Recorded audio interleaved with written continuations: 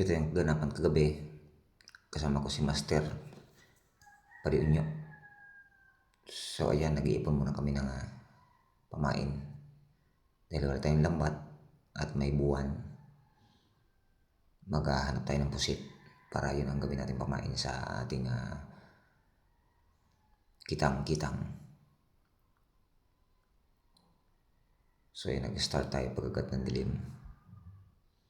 Ang ating maliit na bisugo ang ating pain sa pusit.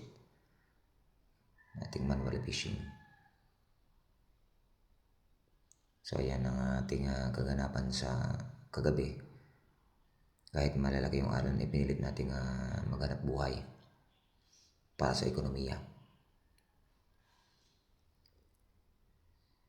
Ayan ang ating bising-bising master.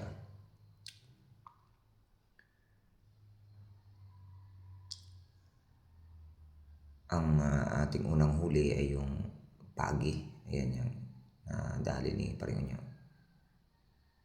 Yung pinatulan muna ng buntot at delikado. Ayan.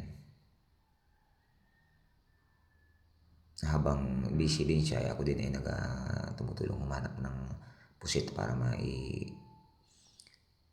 pamain namin at hindi kami kapusin.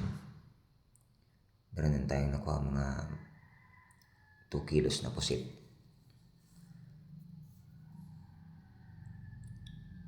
Ayun, ay nahihila niya ang ating kitang-kitang. Tingnan natin kung anong huli.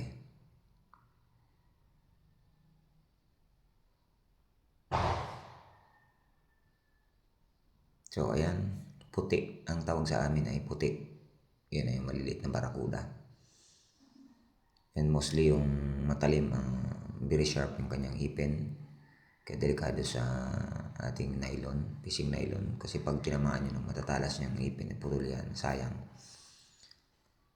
Minsan nauubos yung ating bingwit. So ayan, meron na tayong ipon dyan. Mga 6 na yan na puti or small barracuda. Kaya na aming mga pain na pusit na in-slice. Tiyagahan lang paghanap ng pamain kasi wala tayong ibang source na pagkuhanan ng pain. Mostly kasi pag dilim, nagdadala kami ng lambat para yun yung namin para makakuha ng tamban. Tamban yung ginagawa namin pain dyan para mas mabango. So mas effective din naman ang pusit kasi wala talaga tayong malalaking nakukuha sa ngayon. Unlike nung pagsama ko nung nakaraan. So yan na muna yung ating blessing. At least meron tayong naiuwi sa ating pamilya. Alas 5 na ng umaga yan.